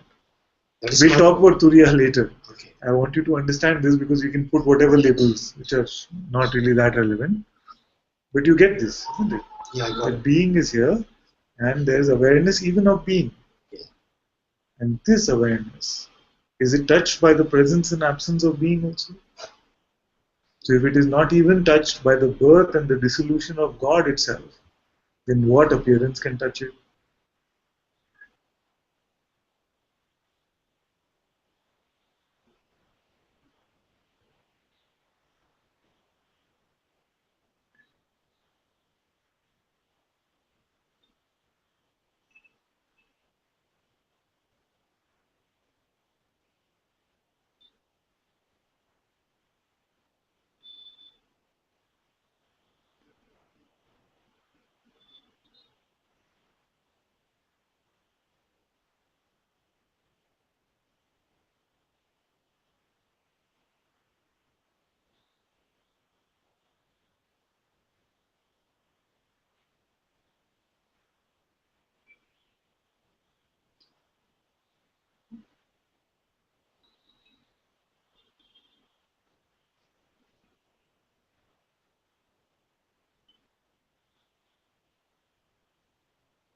Beingness is presence. Yes. Presence. Yes. Presence is known by something else. Yes. You are aware of presence or presence is aware of you? I am aware of presence. Yes. Therefore you are the greater. Therefore you are this awareness itself. That awareness which is aware. Not labeling that as anything. Yes. The labels will confuse you now. Labels. Just see what is already here. Then you put whatever label you want.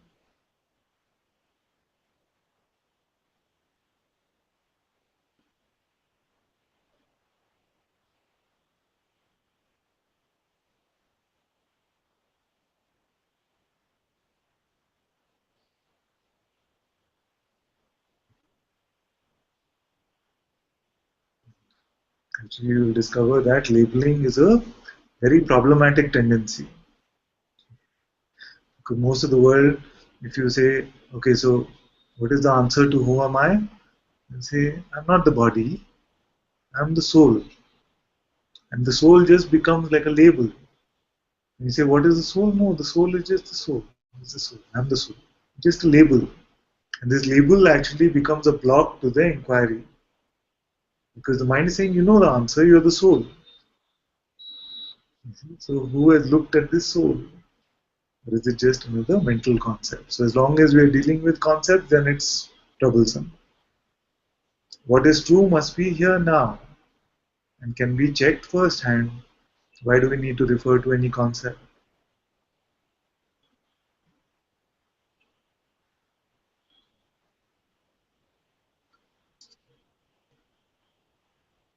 Also, Nikhil had typed something. He says, Father just wanted to share a feeling. I'll ruin it by trying to express it, and I'm afraid it might sound a bit woo woo. Yes. But when we met the other day, the entire room had this great intense vibe. When I came up to you and I looked into your eyes, the bliss was of a totally different order. Even your touch has some kind of electricity. I could have just been there for a long time, but the thought came that I should not overstay my welcome. There were other people waiting behind to meet you. Of course, I won't be holding on to any image feeling, but I just want to thank you for coming to Pune and for all that you do. Love you. I love you too, my dear. Thank you for this very beautiful report. Does not sound woo woo at all. So,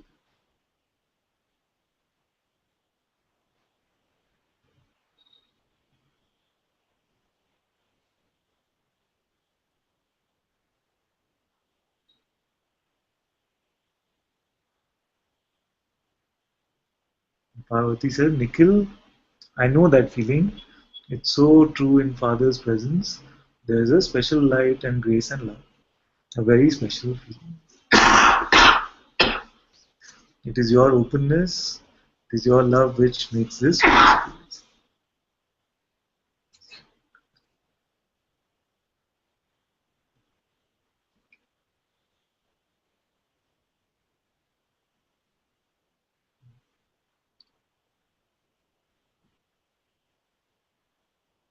Now, what is the vantage point?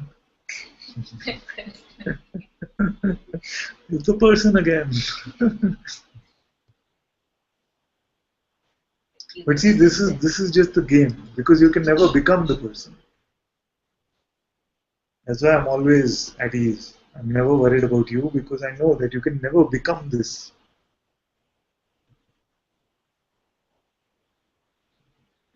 If he had the ability and the power of belief was beyond just pretending, then there would be some real trouble.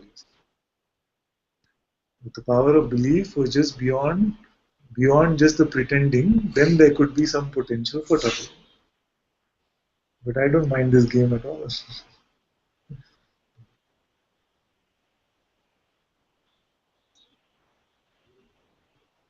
The person does not exist and it has never existed. But you can seemingly energize it with your belief and you can pretend that you are. But this doesn't mean that I can ever see you as that because it does not exist.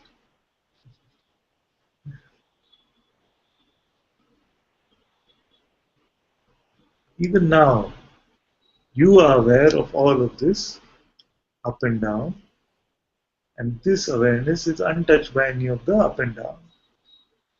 Right now, this is true, irrespective of the words which you will say.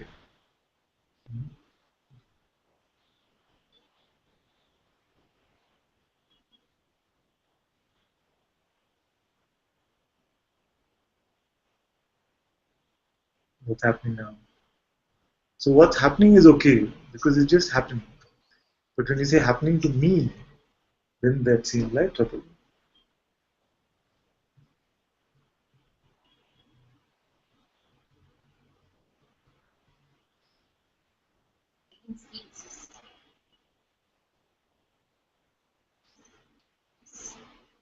And then the mind thing.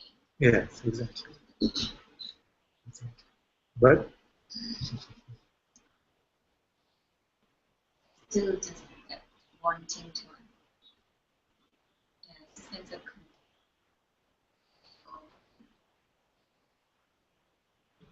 Because it's gone into the realm of not.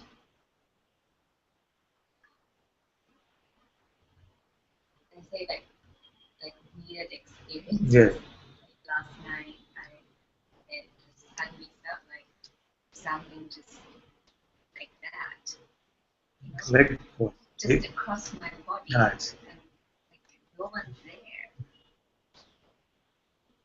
Then that's like, so my mind's feeding off that thing. I don't understand. Weird. That is feeding.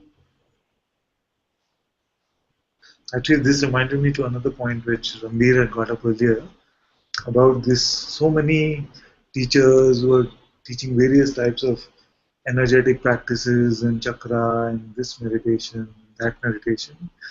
But I must say, without any sense of arrogance, that very few actually understand the energies that they are dealing with. Very few. Because this energetic understanding comes from the heart, you see. And it's not possible without this complete self-discovery. So many are playing around with energies which they don't understand. They make you go through processes and practices which open certain chakras, but do they really know the implications of that openness and what energetic transfer can happen in those times? They do not know this. This, when you were talking about practices earlier, I find that in today's world it seems very fashionable to talk about Kundalini and chakra meditation and these kind of things without the real teachers really sharing about them. It cannot be learned just by going to a teacher's training program for some time. It's not possible. And it's best not to play around with this energetic stuff because it seems to become very strong. These energies, some of us have been dealing with them. So we see that it can play a part. So when you're opening the floodgates for energy and this kind of stuff, then all this, there has to be a teacher who's strong enough to deal with these energies. I rarely speak like this, all of you know that, but I feel it is something that needs to be pointed out.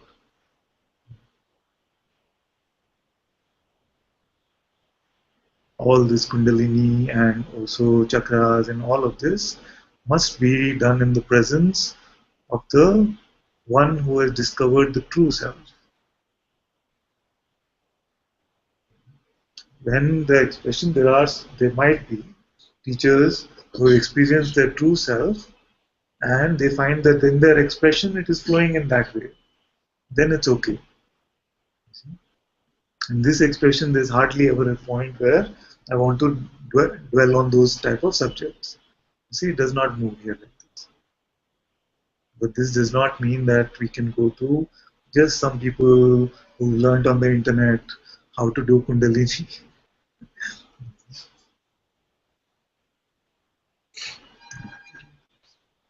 And Jyoti also says, yes, Anantaji, our master strictly warned us against going for any Kundalini yoga. This is important. You go first to smell for the presence of the master. And if you find that there is some truth, reality there, and in the form of expression it's coming in the form of yoga or chakra or kundalini, then it's okay. But just don't go to anyone who just learnt it. Yes, even pranayama actually, we must say like this. That has become very, very popular and things, and there are health benefits, things like this, but must be done in the presence of someone who understands how to work with it, or can at least absorb the negative energies which are bound to also appear. We won't talk too much about that.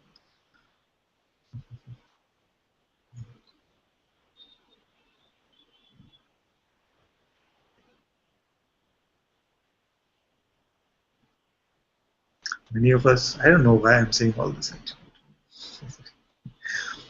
Many of us feel that, okay, now I've understood, now I can speak the right words, so I'm ready for satsang. It's not this. It must be from your presence, you see, from the presence. It's not about the words which you can speak. You can be the most ineloquent, most ineloquent. Your words might make no sense, but in your simple presence, in one glance, beings might be coming to freedom. This is where I'm asking you to keep your vantage point. Because otherwise satsang is going to be horrible. Satsang business is the most horrible business to be in for a person. Because you have offered yourself up for all the energies, you see. Many don't realize this. And you're saying that I will help you and I can lead you to freedom. You're not just going to be giving lectures. It's not just about talking like this. It's an invitation, and I'm happy to absorb all the energies which all of you are carrying. This is the true invitation to satsang.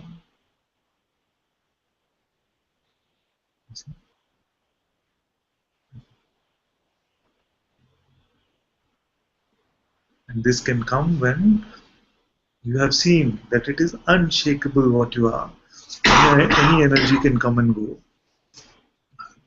Because if there's even an iota of fear of any energy, then we must not even come close to sharing satsang.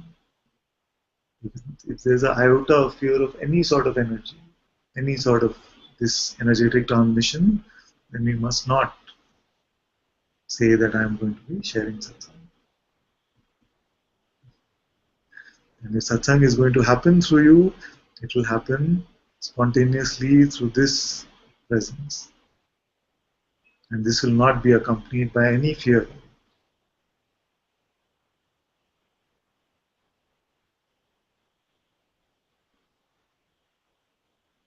Jerome says, the best one I have met for Kundalini Yoga is Sahaja Yoga with Sri Mata Nirmala Devi.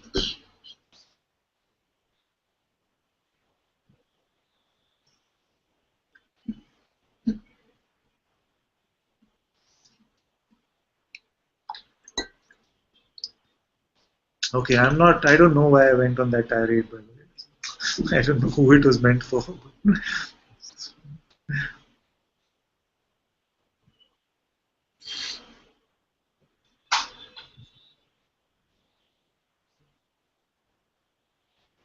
So there are upsides and downsides to technology.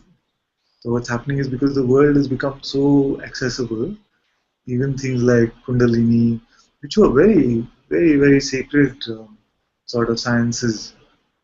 In the earlier days, they were only talked about with very advanced practitioners of yoga. Now everybody talks about Kundalini as if it's a joke.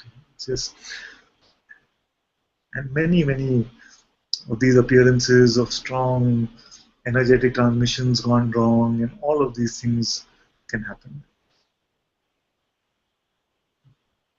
It's all part of the play, I suppose.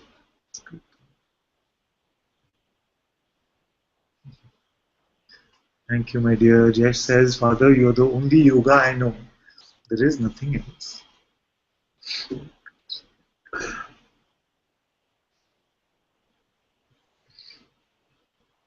You were saying something. No? Yeah. Yeah, only here.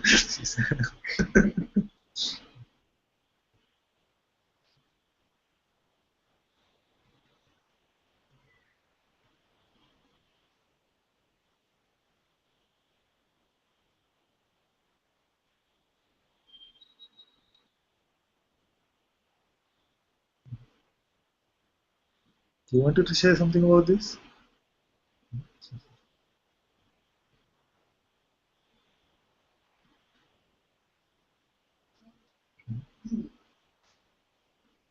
Let's just, it's okay, I just let it be. Yes, yes. Her question is it okay if I just let this be? Just let this be and find yourself in the presence of the Master in your heart. But just be, just see that you are this awareness alone. See the same thing. To find yourself in the presence of the Master in your heart, or just to see that you are this simple awareness alone, it's the same thing. Then none of these energies can do anything. We already dealt with most of it actually. Now it's just whatever fear there is, it is just feeding on that a little bit and trying to say that I'm still here. It's not really. But if you keep feeding it with fear, then how to do that? Just stay with me in your heart. None of this will touch you.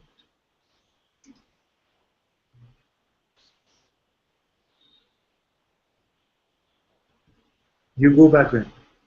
Wednesday. Will you hear Wednesday satsang? Today and tomorrow.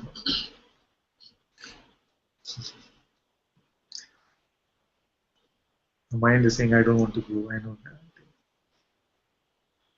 Never, not really go. You stay here, the body is going, it's okay. I think this idol one was started after Puna. Oh, just something yeah. what happened because then fear, I don't know what's going on. And in London, I've had those experiences. Places you see the Satsang center, No, yeah. people always come and By the way, for the rest of you, it's just that she's speaking something privately, so we're not broadcasting. But you can say, it's okay. Yeah, yeah, you can say.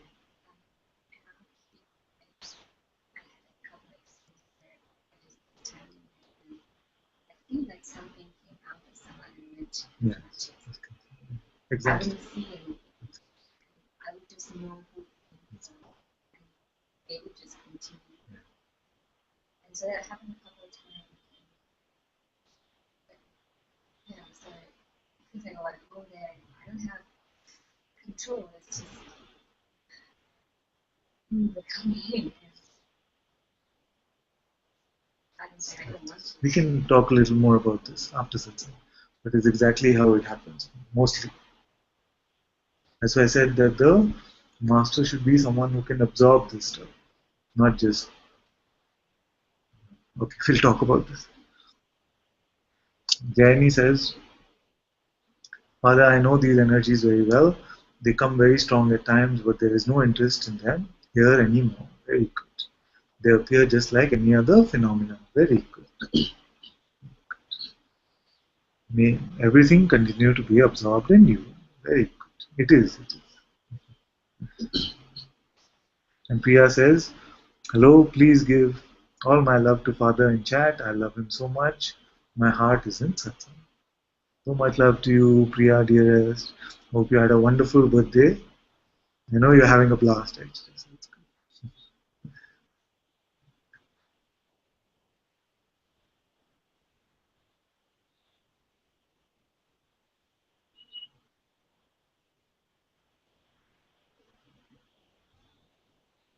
As long as you're not confusing yourself to be a person, none of this will bother you. My question is, in this realm, when the question yes, the body, mind is still something, just not knowing. Yes, but is this, are you inside this realm or is this realm inside you? If it feels like something is inside something else, then what is the truer position? Are you in this realm or is this realm inside you? What is the constant one? Yes. And this awareness is aware of the realm. The realm is not aware of awareness. Therefore, the prior one, the greater one, must be you, in the presence of which waking state is there, dream state is there, so many realms can come. No? In one night, you can see millions of realms. So all these realms can come and go, but you are the constant. You are the unchanging witness. But something tries to say that I am in the realm.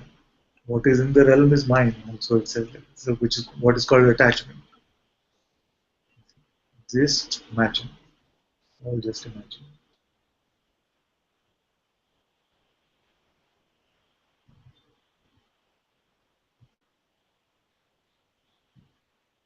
Atma says, thank you, Father, for today's satsang. That was it. Very good. Namaste, Dr. Kanchan. I hope you can see your sister in the hangout as well.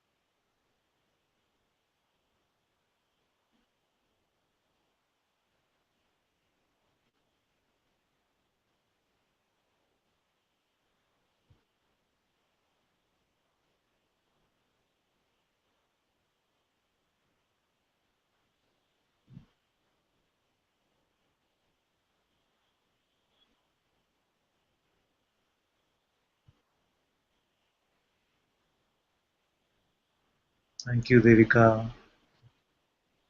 So much love to you as well.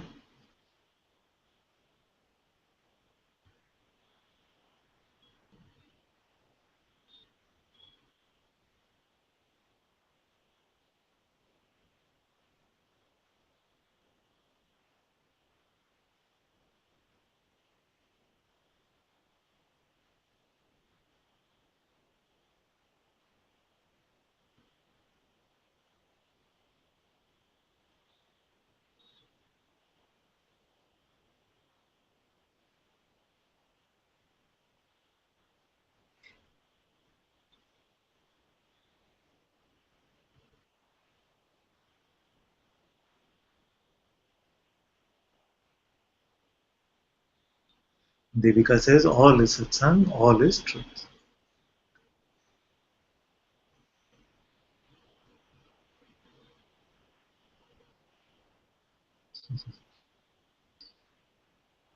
And Bhagavati ji says, Father, on Saturday, I was finally able to thank Guruji for giving us you.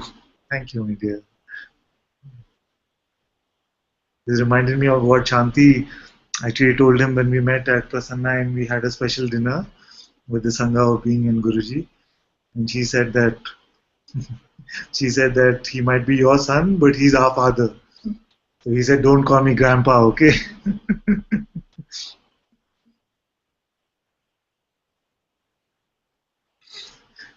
And Bhagavati ji says, now I wish to thank you for this divine Sangha. Thank you for this divine Sangha as well. Thank you for this divine Sangha. This is also my master's gift, and it is all of your gift to me. Thank you so much.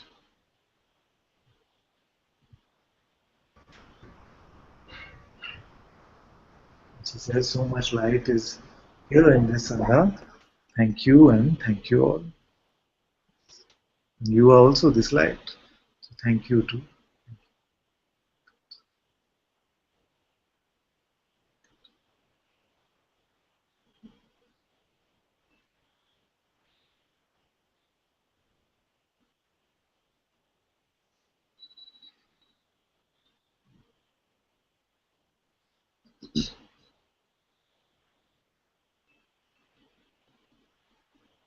Vikas wants to come up. Yes, you can come, my dear. Mr. Father, Namaste. Father, it seems like there is some resistance that is, kind of coming up for satsang. Though everything is happening like in a planned way, everything will be arranged just at the time of satsang. But then it's not the mind in direct form like a translation or something which is deviating. It feels like there are some energies, which are kind of dragging me. And then there is a resistance even of exposing that. It's, hey, you just need to watch it and your awareness and this will pass away. But then lately I'm seeing mind is kind of playing this trick and some belief is going on. So a bit of peace is disturbed.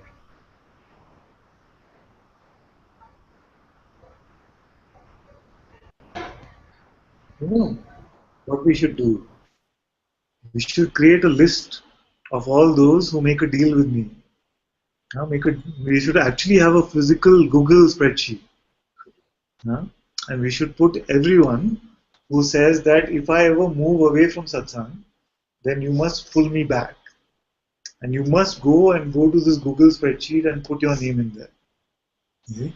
Because what happens is I've seen over the last few months that we could have this deal, but then when I say, okay, you must come back to satsang, there's often this response saying, no, I'm okay. Okay?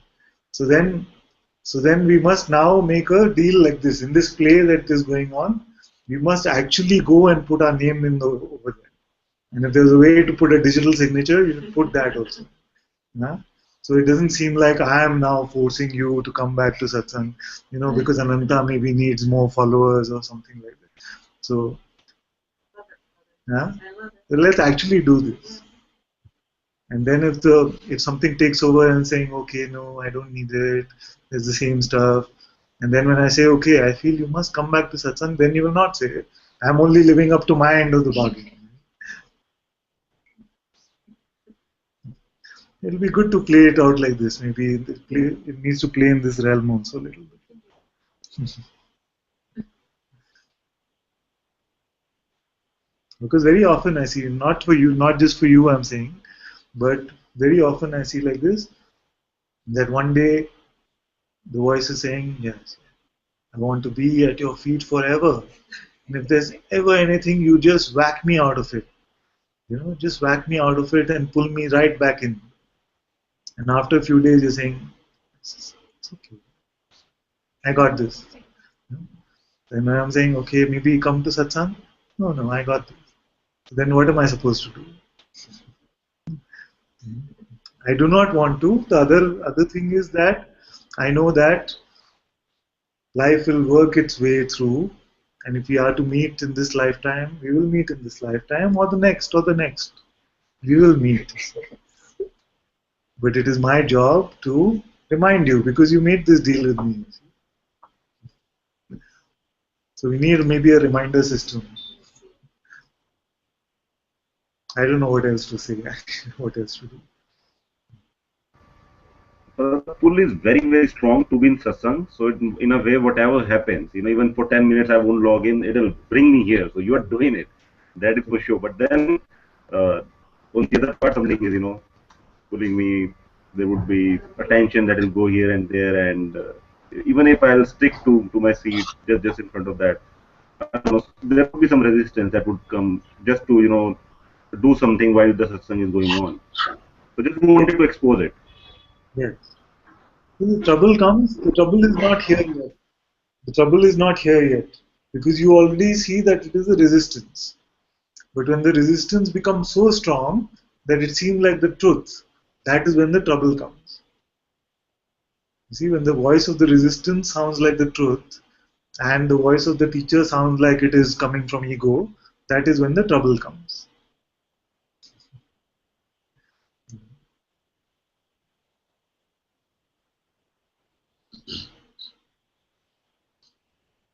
And we must ultimately, what can we do? We must trust life to play exactly this game as it is meant to.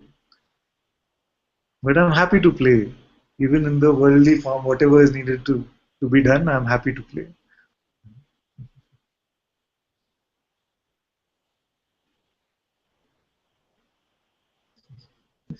And all of you are saying, put my name down. We actually make this list. We make this. Put my name on top, Father. Okay.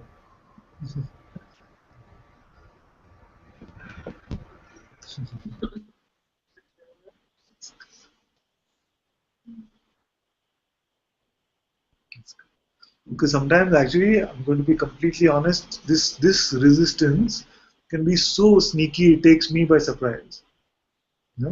Because it can be like there's no chance that any resistance can get to anyone in the sangha. And that day somebody decides, okay, no more satsang for me. It can be like this. But then you start like, hey, you can watch it on YouTube today. You don't need to be in Hangout. And then, oh, there is always a recording. You can, watch it later. And then probably you should, watch it during the end of the day. And then probably it will just find its way out. So, so there is an awareness of what is happening in the mind trick. But sometimes, you're not able to deal with it with your mind. So let's give it to you, and why should take even keep that? Yes, it can start like this. Also, it starts like you don't need the physical presence anymore. You feel Ananta in your heart. It starts, but you have to smell very carefully for that, whether it's coming from a sense of specialness or it's just coming from this space of truth. Okay, let's have a bhajan. Sangeeta will sing for us.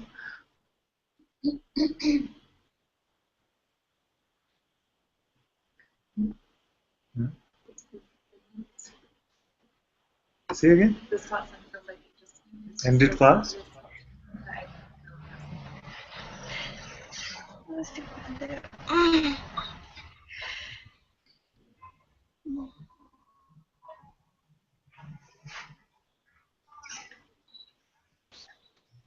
Shall I start?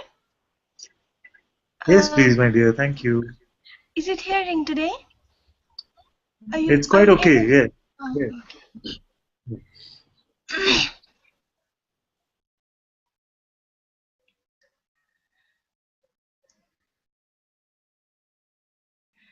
मुझे तुम क्या मिले, मुझे तुम क्या मिले, मेरे फूल खिले, मुझे सारी खुदाई मिल गई मिल गई मिल गई, मुझे तुम क्या मिले, मेरे फूल खिले, मुझे सारी खुदाई मिल गई मिल गई मिल गई, मुझे तुम क्या मिले। आज क्या होता है ये पहले कभी जाना न था, आज क्या होता है ये पहले कभी जाना न था, प्रेम किसे कहते हैं ये पहले पहचाना न था, प्रेम किसे कहते हैं ये पहले पहचाना न था, एक भगवन के मिलने से मुझे सारी खुदाई मिल गई मिल गई मिल गई, मुझे तुम क्या मिले, मुझे तुम क्या मिले, मेरे फूल खिले, मुझे सारी खुदाई मिल गई मिल गई मिल गई, मुझे तुम क्या मिले।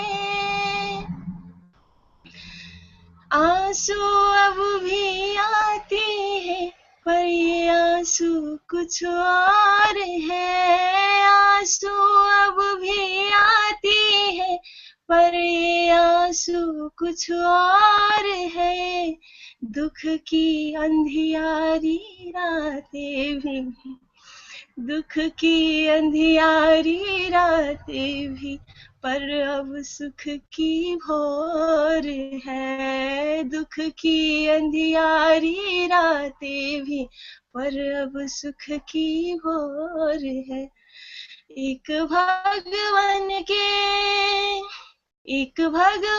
के मिलने से मुझे सारी खुदाई मिल गई मिल गई मिल गई, मुझे तुम क्या मिले, मुझे तुम क्या मिले, मेरे फूल खिले, मुझे सारी खुदाई मिल गई मिल गई मिल गई, मुझे तुम क्या मिले।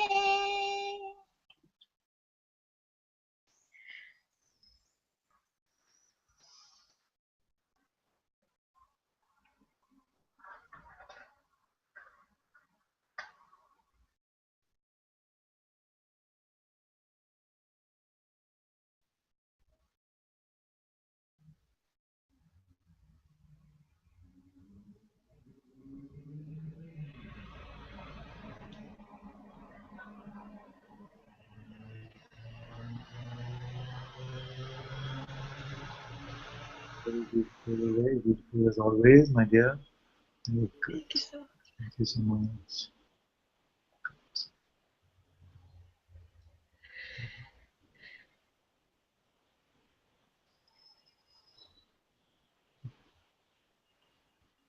Amaya said something which I felt to address. She said, no, that's the definition of cult. Still here over a year later, via natural consciousness and love, leave it here in the fire, aversion to this idea. No. So all that we are saying is, many of you say that, let's make a deal, that if I ever get pulled away from satsang, you will pull me back. See? And then, this is completely forgotten that we made this deal. So all I'm saying is that if you make this deal, then you go and put it there that this is the deal I made. It's a reminder system. There is nothing ever here which can force anyone to do anything at all. I can't even force my children to study. I don't know how to force anyone to stay in the sun. So no concept of force about anything. It's just that if you're saying that we make this deal just so that you don't forget that this deal was there, because this is exactly the reminder that you're asking for, you see. This is exactly the reminder that you're asking for. Remind me that I made this deal with you. So we are speaking much more playfully than that.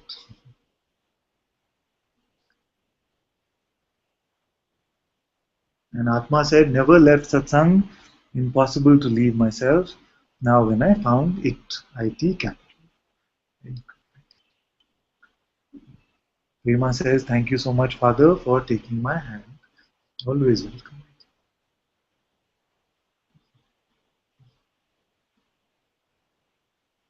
And Jenny says, yes, Father, name on your list. Thank you so much. So Priya says, Father, burning everything here. Burning everything here, all experiences. Just don't want anything now. Too tired of living this personal life. Too much happening here. Please burn all that I am, all that I am not. Please burn all that I am not completely. Thank you. You leave it here with me and refuse to pick it up. Then none of it will bother you. If you refuse to give the person idea meaning, then it will not trouble you.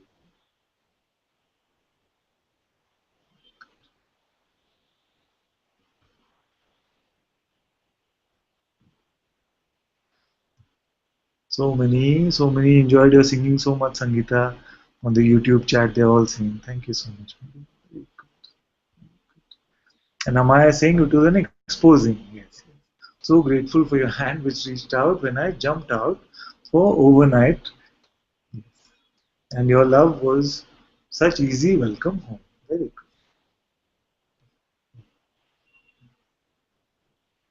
Lucia says, no force is ever needed, Father. My heart is always in Satsang.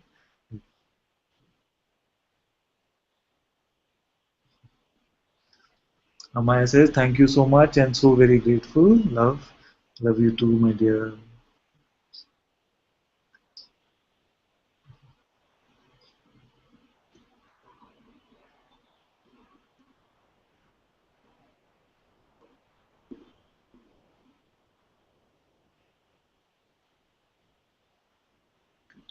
And Jyoti says, Ananta ji, please bless me that I come home and be truly established in the self.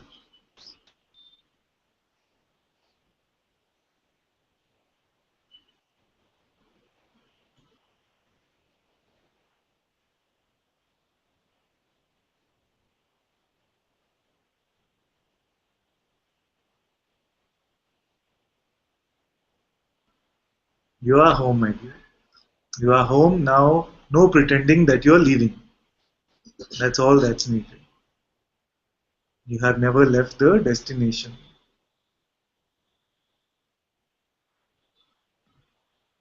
All my blessings with all of you, that you don't pretend now, that you get tired of this pretend make-believe game.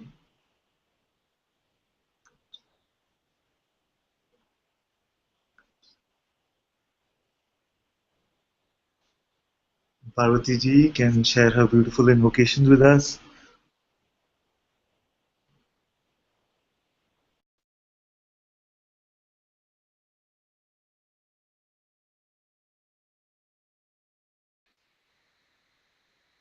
Guru Brahma, Guru Vishnu, Guru Devo Maheshwara, Guru Sakshat Parabrahma, Tasmai Shri Gurave Namah. Dhyanamalam Guru Murti, Pujamalam Guru Padam, Mantramalam Guru Vakyam, Mokshamalam Guru Kripa, Mokshamalam Guru Kripa, Mokshamalam Anantaji Kripa. Sarvesham Swastir Bhavatu, Sarvesham Shantir Bhavatu, Sarvesham Purnam Bhavatu, Sarvesham Amalam Bhavatu. Salve bhavantu sukhina, salve santu niranya, salve vetrani pashantu, makaschet upapave, masato masatamiya, tamaso majyotir kamya, mrityula amritam gamiya. Om Purnamida Purnamida Purnat Purnamidachyate Purnasya Purnamadaya Purnameva Vashishyate. Om Shanti Shanti Shanti. Brahma Paramastu. Om Shri Satguru Bhagavan Ki Jai. Om Shri Satguru Guruji Ji Ki Jai.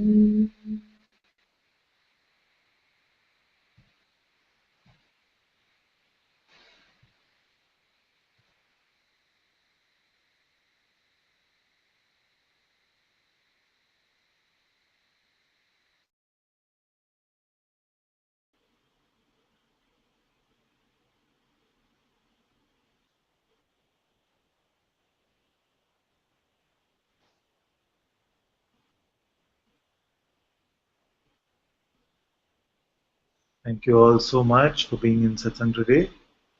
Sadguru Shri Mujiji ki Jai. Jai.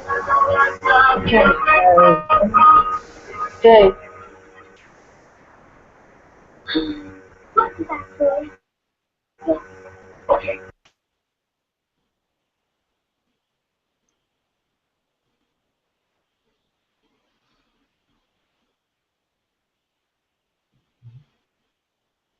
Okay. Strong. Okay, we'll talk.